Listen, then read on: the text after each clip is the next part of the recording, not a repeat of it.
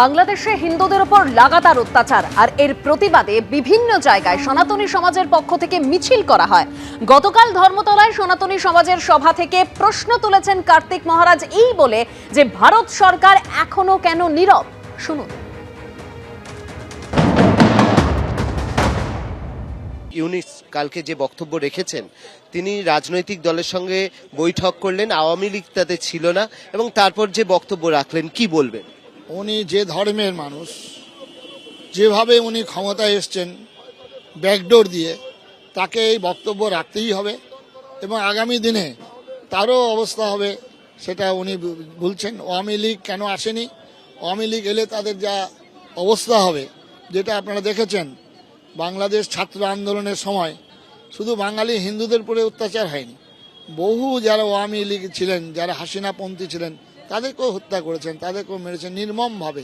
এটা কোনো ধর্মের, কোনো সভ্য সমাজের, কোনো সভ্য জাতির এটা নীতি নয়। এটা আপনি আপনার বক্তব্যে বলছিলেন যদি ভারত সরকার কোনো ব্যবস্থা না নেয় তাহলে আমরা গিয়ে সীমান্ত বন্ধ করে দেব। অবশ্যই অবশ্যই আমরা আজকেই রাত্রিতে মিটিং হবে, এর পরবর্তী পদক্ষেপ আমরা গ্রহণ করব।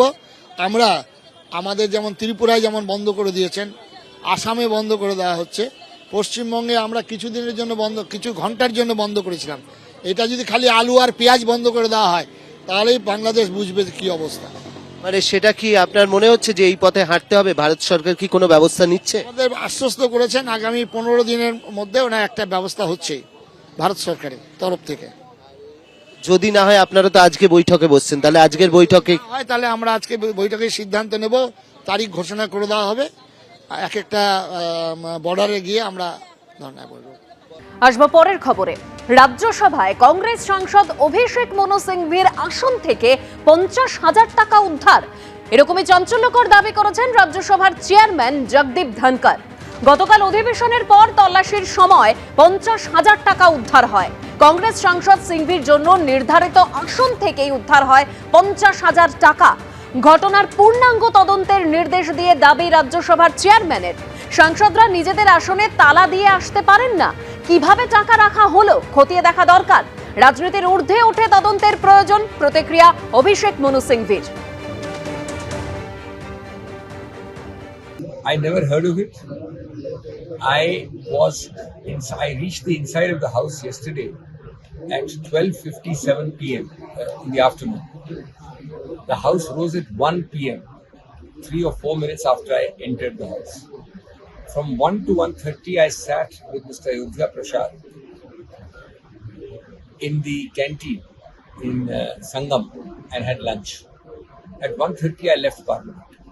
So my total stay in the house yesterday was 3 minutes and my stay in the canteen was 30 minutes. I find it bizarre that even on such issues, politics is raised.